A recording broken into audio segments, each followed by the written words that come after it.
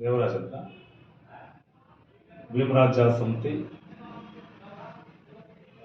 ಕರ್ನಾಟಕ ಸಂಘಟನೆಯ ಸಂಸ್ಥಾಪಕ ಅಧ್ಯಕ್ಷರು. ಮಿತ್ರರೇ, ನಿಮ್ಮೊಂದಿಗೆ ಹಂಚಿಕೊಳ್ಳುವಂಥ ವಿಚಾರ ಏನಂತ ಹೇಳಿದ್ರೆ, ಇತ್ತೀಚೆಗೆ DS24 ಅಂತಕ್ಕಂಥ ಒಂದು ಯೂಟ್ಯೂಬ್ ಚಾನಲಲ್ಲಿ ಒಂದು ವರದಿಯನ್ನು ನಾವು ಗಮನಿಸ್ತೀವಿ.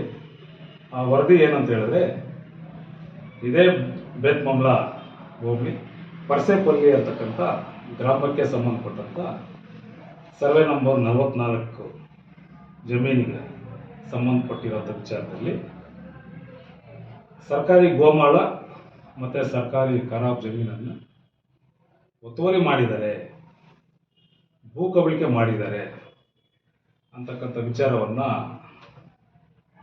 ನಾವು ನೋಡಿದ್ದೀವಿ ಮತ್ತು ಕೇಳಿದ್ದೀವಿ. ಅದಕ್ಕೆ ಸಂಬಂಧಪಟ್ಟಂತೆ ಒಂದು ಸ್ಪಷ್ಟೀಕರಣ, ಯಾವುದೇ ಭೂ ಕಬಳಿಕೆನೂ ಆಗಿಲ್ಲ, ಭೂಮಿ ಒತ್ತುವರಿನೂ ಆಗಿಲ್ಲ. ಯಾಕೆ ಅಂತ ಹೇಳಿದ್ರೆ, ಏನು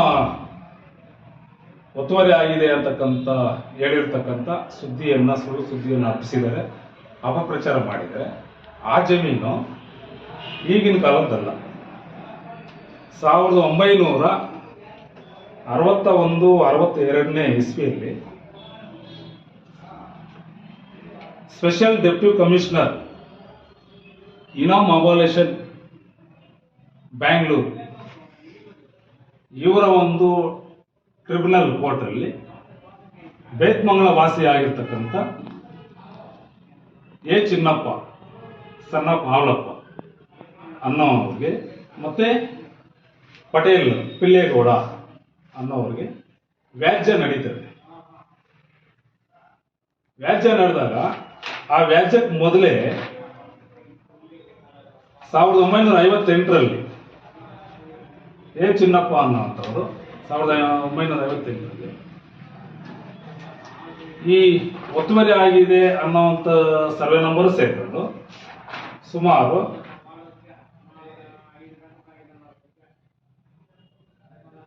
14-13 ಸರ್ವೆ ನಂಬರು ಎ ಚಿನ್ನಪ್ಪ ಅವರಿಗೆ ಟ್ರಿಬ್ಯುನಲ್ ಕೋರ್ಟಲ್ಲಿ ಆಗುತ್ತೆ.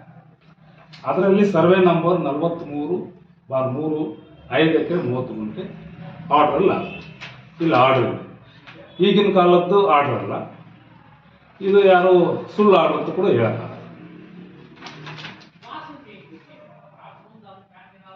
ಪರ್ಸೆಪಲ್ಲಿ ಗ್ರಾಮ ಬಂದ್ಬಿಟ್ಟು ಜೋಡಿ ಇನಾಮ್ ಗ್ರಾಮ ಆಗಿದೆ, ಜೋಡಿ ಗ್ರಾಮ ಆಗಿದೆ. ಜೋಡಿ ಗ್ರಾಮಕ್ಕೆ ಸರ್ವೆ ನಂಬರ್ 34ಕ್ಕೆ ತಾಳೆ ನಂಬರ್ ಬಂದ್ಬಿಟ್ಟು 43/3 ಆಗ್ತದೆ. ಜೊತೆಗೆ ಆ 43/3 ಪೋಡಿಯಾಗಿ ಹೊಸ ಸರ್ವೆ ನಂಬರ್ 44 ಆಗಿದೆ. ಇದು ಎ ಚಿನ್ನಪ್ಪ ಅವರು ಮಂಜೂರಾದ ಮೇಲೆ ಅವರು ಕುಟುಂಬಸ್ಥರು, ಗಂಡು ಮಕ್ಕಳು ಹೆಣ್ಮಕ್ಳು ಇರ್ತಾರೆ. ಅದರಲ್ಲಿ ಹೆಣ್ಮಗು ಹೆಸರಿಗೆ ಹೋಗಿರ್ತಕ್ಕಂಥ ಈ ಸರ್ವೆ ನಂಬರು ಅವ್ರ ಹೆಸರಿಗೆ ಖಾತೆ ಇರುತ್ತೆ. ಖಾತೆ ಮಾಡ್ಕೊಂಡಾದ್ಮೇಲೆ ಅವರು ಬೇರೆಯವ್ರಿಗೆ ಮಾರಾಟ ಮಾಡ್ತಾರೆ. ಇದೇ ಕೆಜಪ್ಪು ಸಮೀಪ ಬೆಮೆಲ್ ನಗರ ವಾಸಿಗಳಾಗಿರ್ತಕ್ಕಂಥ ಎಸ್ ರಾಜೇಂದ್ರನ್ ಸನ್ನಪ್ಪು ಕೆ ಶ್ರೀನಿವಾಸ್ ಅನ್ನೋಂಥವ್ರಿಗೆ ಮಾರಾಟ ಮಾಡ್ತಾರೆ. ಮಾರಾಟ ಮಾಡಾದ್ಮೇಲೆ ಕೆಲವು ವರ್ಷಗಳಾದ್ಮೇಲೆ ನಮ್ಮ ಗಮನಕ್ಕೆ ಬಂದ ಮೇಲೆ ನಾವು ಆ ಜಮೀನನ್ನ ಖರೀದಿ ಮಾಡ್ಕೊಳ್ಳೋದಕ್ಕೆ ಎಲ್ಲ ದಾಖಲೆಗಳನ್ನು ಪರಿಶೀಲನೆ ಮಾಡಿ ನಮ್ಮ ಸಹೋದರ ಅಂತ ಬೆಂಗಳೂರು ಪ್ರದೀಪ್ ಅವರ ಹೆಸರಿಗೆ ಖರೀದಿ ಮಾಡ್ಕೊಳ್ತೀವಿ. ಇನ್ನು ಕಾನೂನುಬದ್ಧವಾಗಿ, ಕಾನೂನು ಬಿಟ್ಟು ಏನೋ ಮಾಡಿರ್ತಕ್ಕಂಥ ವಿಚಾರ ಏನೂ ಇಲ್ಲ, ಈಗ ಮುಚ್ಚು ಮರೆ ಇರ್ತಕ್ಕಂಥದ್ದು ಏನಿಲ್ಲ. ನಿಮಗೆ ಇದ್ರ ಬಗ್ಗೆ ಸಾಕಷ್ಟು ದಾಖಲೆಗಳು ನಾವು ಇದೆ ತೋರಿಸ್ತೀವಿ. ಇದೆಲ್ಲ ಕೂಡ ಹೈಕೋರ್ಟಲ್ಲಿ ಮತ್ತೆ ಸ್ಪೆಷಲ್ ಡೆಪ್ಯೂಟಿ ಕಮಿಷನರ್ ಅವರ ನ್ಯಾಯಾಲಯದಲ್ಲಿ ಆಗಿರ್ತಕ್ಕಂಥ ಸರ್ವೆ ನಂಬರ್ ಇದೆ.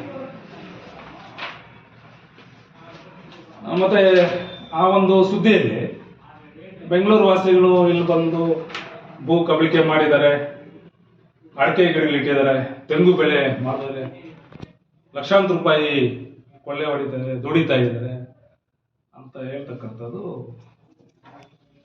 ಅದು ಒಳ್ಳೆಯ ವಿಚಾರ ಅಲ್ಲ. ಇನ್ನ ಅಲ್ಲಿ ಅಡಿಕೆ ಗಿಡಗಳು ಇನ್ನೂ ಬೆಳೆದೇ ಇಲ್ಲ. ಒಂದು ವೇಳೆ ಬೆಳೆದ್ರೆ ಕೂಡ ನಾವು ತೆಗೆದುಕೊಂಡಿರೋಂಥ ಜಮೀನಲ್ಲಿ ಇರ್ತದೆ. ಅದೇನು ಮೋಸ, ಸರ್ಕಾರಕ್ಕೆ ಮೋಸ, ವಂಚನೆ ಮಾಡಿ, ಭೂ ಕಬಳಿಕೆ ಮಾಡಿ, ಇಲ್ಲ ಅದನ್ನೇನಾದ್ರೂ ದಾಖಲೆಗಳನ್ನು ತಿರ್ಚಿ ಏನು ಮಾಡ್ಕೊಂಡಿರೋಂಥ ವಿಚಾರ ಏನೂ ಇಲ್ಲ. ಸುಮ್ಮನೆ ಯಾಕೆ ಕೊಂಡ್ಕೊಂಡಿರೋಂಥ ಜಮೀನಲ್ಲಿ, ಕಾನೂನುಬದ್ಧವಾಗಿ ಕೊಂಡ್ಕೊಂಡಿರೋಂಥ ಜಮೀನು ಅಪಪ್ರಚಾರ ಮಾಡೋದು, ಸುಳ್ಳು ಸುದ್ದಿಗಳನ್ನು ಹಬ್ಬಿಸುವಂಥದ್ದು, ಇದು ಸಮಂಜಸವಲ್ಲ. ಇದು ಶೋಭೆ ತರುವಂಥ ವಿಚಾರ ಅಲ್ಲ. ನಿಮ್ಗೆ ಯಾವುದೇ ದಾಖಲೆ ಬೇಕಾದ್ರೂ ನಮ್ಮಲ್ಲಿ ತಯಾರಿದೆ, ಸಿದ್ಧವಾಗಿದೆ, ಕೊಡ್ತೀವಿ. ಯಾಕೆಂತ ಹೇಳಿದ್ರೆ ಭೂಮಿ ಕಬಳಿಕೆ ಆಗಿಲ್ಲ, ಒತ್ತುವರಿ ಆಗಿಲ್ಲ. ನಮ್ಮ ಬ್ರದರ್ ಯಾವುದೇ ಕಾರಣಕ್ಕೂ ಒತ್ತುವರಿ ಮಾಡಿಲ್ಲ. ನಮಗೂ ಅವ್ರಿಗೂ ಅಂಥ ಕರ್ಮ ಬಂದಿಲ್ಲ. ಒತ್ತುವರಿ ಮಾಡುವಂಥ ಕರ್ಮ, ಒತ್ತುವರಿ ಮಾಡಿಸುವಂಥ ಕರ್ಮ ಅದೇ ಕೊಡಿಸಿರೋಂಥ ಜಮೀನು. ಚಿನ್ನಪ್ಪ ಇದು ಶ್ರೀನಿವಾಸ್ ಅವರು ರಾಜೇಂದ್ರನ್ ತಗೊಳ್ತಾರೆ. ತಗೊಂಡ ಕಾಲದಲ್ಲಿ ರಾಜೇಂದ್ರನ್ ಅವ್ರಿಗೆ ಖಾತೆ ಆಗಬಾರ್ದು ಅಂತಕ್ಕಂಥ ವಿಚಾರದಲ್ಲಿ ಇದೇ ಬೇತ್ಮಂಗಳ ಒಬ್ಬ ವಾಸಿ ಅರ್ಜಿ ಕೊಡ್ತಾರೆ. ಇದು ಬೇಕಾದ್ರೆ ಸ್ವಲ್ಪ ನೋಡ್ಬೋದು, ಯಾರು ವಾದಿಗಳು, ಯಾರು ಪ್ರತಿವಾದಿಗಳು ಅಂತ ನೋಡ್ಬೋದು. ಇದರ ಒಳಮರ್ಮೆ ಏನಂತ ನಿಮ್ಗೆ ಅರ್ಥ ಆಗಿರ್ತದೆ. ಅರ್ಜಿ ಹಾಕಿದ ತಕ್ಷಣ ಇದು ತಹಸೀಲ್ದಾರಿಂದ DC ಕೋರ್ಟ್ಗೆಲ್ಲ ಹೋಗುತ್ತೆ. DC ಕೋರ್ಟಲ್ಲಿ ಮತ್ತೆ ಇವರು ಏನು ರಾಜೇಂದ್ರನ್ ಏನು ತೆಗೆದುಕೊಂಡಿರ್ತಾರೆ ಜಮೀನು, ಅವ್ರ ಪರವಾಗಿ ಆಗುತ್ತೆ. ಅದ ನಂತರ ಅವರು ತೆಗೆದುಕೊಂಡಿರೋ ಪ್ರಕಾರ, ಕ್ರಯಪತ್ರ ಪ್ರಕಾರ ಖಾತೆ ಮಾಡಿ ಅಂತ ಹೇಳ್ತಾರೆ. ಅನಂತರ ಅವ್ರಿಗೆ ರಾಜೇಂದ್ರನ್ ಹೆಸರಿಗೆ ಖಾತೆ ಆಗುತ್ತೆ. ಖಾತೆ ಆದ್ಮೇಲೆ ಪಾಡಿ ಎಲ್ಲ ಬಂದಾದ್ಮೇಲೆ ಅನಂತರ ನಾವು ತೆಗೆದುಕೊಳ್ಳೋದು ಯಾವಾಗ ಅಂತ ಹೇಳಿದ್ರೆ,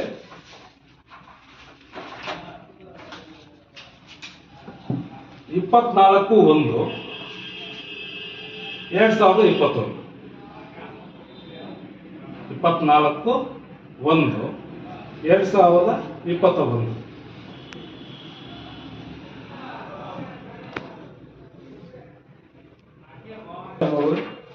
ಕಾನೂನು ಪ್ರಕಾರನೇ ಎಲ್ಲ ಇದೆ.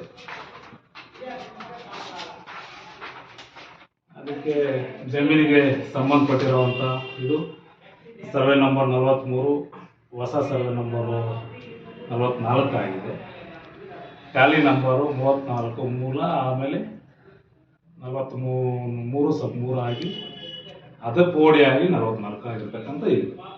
ಈಗ ನಾನು ಮೋಸ ಮಾಡ್ಬೋದು, ಇನ್ನೊಬ್ರು ಮೋಸ ಮಾಡ್ಬೋದು, ಇನ್ನೊಬ್ರು ಮೋಸ ಮಾಡ್ಬೋದು.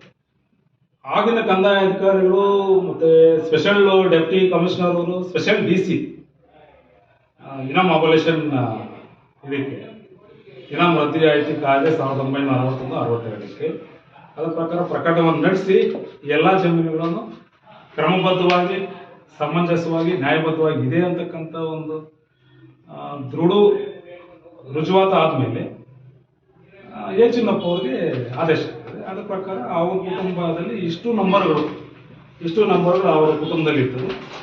ತದನಂತರ ಅವ್ರ ಕುಟುಂಬ ಏನು ವಿಭಾಗಗಳಾದ ನಂತರ ಅದು ಹೆಣ್ಮಕ್ಳಿಗೆ ಹೋಗುತ್ತೋ ಗಂಡ್ಮಕ್ಳಿಗೆ ಹೋಗುತ್ತೋ ಗೊತ್ತಿಲ್ಲ. ಜಯಮ್ಮ ಕೋಮು ಕೃಷ್ಣಪ್ಪ ಅಂತಕ್ಕಂಥವ್ರು ಮಾರಾಟ ಮಾಡಿದಾಗ ರಾಜೇಂದ್ರನ್ ಸಣ್ಣಪ್ಪ ಶ್ರೀನಿವಾಸ್ ಅವರು ಬರ್ತಾರೆ. ಅವ್ರು ತೆಗೆದುಕೊಂಡ ನಂತರ ಕೆಲವು ವರ್ಷಗಳಿಗೆ 2021ರಲ್ಲಿ ನಾವು ಪರ್ಚೇಸ್ ಮಾಡ್ತೀವಿ. It is fact and proof. ಈ ಥರ ಸುಳ್ಳು ಸುದ್ದಿಗಳನ್ನು ಯೂಟ್ಯೂಬ್ ಚಾನಲ್ಗಳಿದೆ, ಪ್ರಿಂಟಿಂಗ್ ಮೀಡಿಯಾ ಇದೆ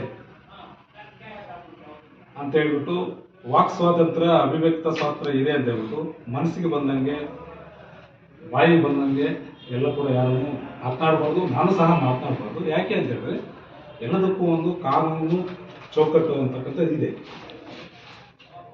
ಈಗ ಇದು ನಾನು ನಿಮಗೆ ಗಮನಕ್ಕೆ ತಂದಿದ್ದೀನಿ. ನಾನು ಇದು ರುಜುವಾತು ಮಾಡೋದಕ್ಕೆ ನನ್ನ ಹತ್ರ ದಾಖಲೆ ಇದೆ. ಈ ದಾಖಲೆ ನೀವು ನೋಡಿ,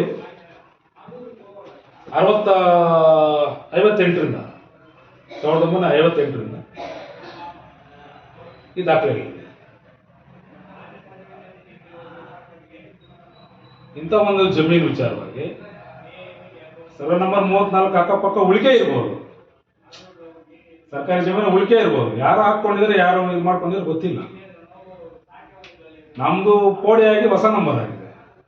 ದುರಸ್ತಿ ಪೋಡಿ ಆದ್ಮೇಲೆ ಅದನ್ನ ಸರ್ವೆ ನಕಾಶೆ ಮತ್ತೆ ಗ್ರಾಮ ನಕಾಶೆನಲ್ಲಿ ಫ್ಲಾಟ್ ಅನ್ನ, ಅಂದ್ರೆ ಎಷ್ಟು ನಮ್ಮ ಏನ್ ಇದು ಬೌಂಡ್ರಿ ಏರಿಯಾ ಎಷ್ಟು ಬರ್ತದೆ, ಏರಿಯಾ ಬೌಂಡ್ರಿ ಅದನ್ನ ಫ್ಲಾಟ್ ಅಲ್ಲಿ ಕೂಡಿಸುವಂತ ಜವಾಬ್ದಾರಿ ಕಂದಾಯ ಅಧಿಕಾರಿಗಳು ಮತ್ತೆ ರೆವಿನ್ಯೂ ಅಧಿಕಾರಿಗಳು, ಸರ್ವೆ ಡಿಪಾರ್ಟ್ಮೆಂಟ್, ಸರ್ವೇಸು ಸೂಪರ್ಡೆಂಟು ಮತ್ತೆ ADLR ಅವ್ರು ಮಾಡುವಂತ ಕೆಲಸ, ಫ್ಲಾಟ್ಗೆ ಹರಿಸುವಂತ ಕೆಲಸ ಅವ್ರು ಮಾಡಿಲ್ಲ. ಮಾಡದೇ ಇದ್ದಾಗ ಏನಾಗುತ್ತೆ, 34 ಇದೆಲ್ಲ 34 ಸರ್ಕಾರದ್ದೇನೋ ಅಂತ ಅನಿಸುತ್ತೆ, ಭಾವನೆ ಬರ್ತದೆ, ಭಾಸವಾಗ್ತದೆ. ಆದರೆ ಅದ್ರ ಹಿಂದೆ ಆಳವಾಗಿ ಹೋಗಿ ತೆಗೆದುಕೋಬಹುದು. ಎಷ್ಟೇ ಸರ್ಕಾರಿ ಗೋಮಾಳ ಜಮೀನುಗಳಲ್ಲಿ ಮಂಜೂರಾಗಿದ್ರು ಕೂಡ ಇವತ್ತು ನಕಾಶೆ ಫ್ಲಾಟ್ ಗತ್ತಿಲ್ಲ, ಅದು ಒಟ್ಟು ಗೋಮಾಳದಲ್ಲೇ ತೋರಿಸ್ತದೆ, ಒಟ್ಟು ಖರಾಬ್ ಜಮೀನಲ್ಲೇ ತೋರಿಸ್ತದೆ. ಹಂಗಂತ ನಾವು ಎಲ್ಲದಕ್ಕೂ ಒಂದೇ ರೀತಿ ಮಾತನಾಡ್ತಕ್ಕಂಥದ್ದು, ಯೋಚನೆ ಮಾಡ್ತಕ್ಕಂಥದ್ದು ಮತ್ತೆ ಅಪ್ರಚಾರ ಮಾಡ್ತಕ್ಕಂಥದ್ದು ಕರೆಕ್ಟ್ ಅಲ್ಲ. ಇದು ಈ ರೀತಿ ಮತ್ತೆ ಮುಂದುವರೆದ್ರೆ ನಾವು ಕಾನೂನಾತ್ಮಕವಾಗಿ ಕಾನೂನು ಹೋರಾಟವನ್ನು ಮಾಡಬೇಕಾಗುತ್ತೆ ಅಂತಕ್ಕಂಥ ಮಾತನ್ನು ಈ ಸಂದರ್ಭದಲ್ಲಿ ನಾನು ಮಾತನ್ನು ಮುಗಿಸ್ತಾ ಇದ್ದೀನಿ. ಜೈ ವಿಚಾರಕ್ಕೂ ನಮಗೂ ಏನು ಸಂಬಂಧ ಅಂತ ಹೇಳಿದ್ರೆ, ಆ ಜಮೀನು ನಾವೇ ಪರ್ಚೇಸ್ ಮಾಡಿರೋದು ಬೇರೆಯೊಬ್ಬರ ಹೆಸರಲ್ಲಿ ಇಟ್ಟಿದ್ವಿ, ಬೇರೆಯೊಬ್ಬರ ಹೆಸರು ನಮ್ಮ ಸೋದರ ಹೆಸರಲ್ಲಿ ಪರ್ಚೇಸ್ ಮಾಡಿ ಅವರ ಹೆಸರಲ್ಲಿ ಇಟ್ಟಿದ್ವಿ. ನನ್ನ ಹೆಸರು ಇಲ್ಲದೆ ಇರ್ಬೋದು, ಆದರೆ ಜಮೀನು ಪರ್ಚೇಸ್ ಮಾಡಿರೋದು, ನೋಡಿರೋದು, ದಾಖಲೆಗಳು ಎಲ್ಲ ಕೂಡ ಪರಿಶೀಲನೆ ಮಾಡಿ ತೆಗೆದುಕೊಂಡಿರ್ತಕ್ಕಂಥದ್ದು ನಾವೇ. ಈಗ ಬೇರೆ ಯಾರದ್ದು ಹೆಸರಲ್ಲಿ ಇರ್ಬೋದು, ಪ್ರದೀಪ್ ಅಂದ್ರೆ ಅವರೇನು ಬೇರೆ ಅಲ್ಲ, ನಮ್ಮ ಸೋದರನೇ, ಬ್ರದರೇ, ನಮ್ಮ ಬ್ರದರೇ. ನೀವು ಪರ್ಚೇಸ್ ಮಾಡಿರೋ ಜಮೀನು ತಗೊಳ್ಳಿ, ಇಲ್ಲೇ ಇದೆ.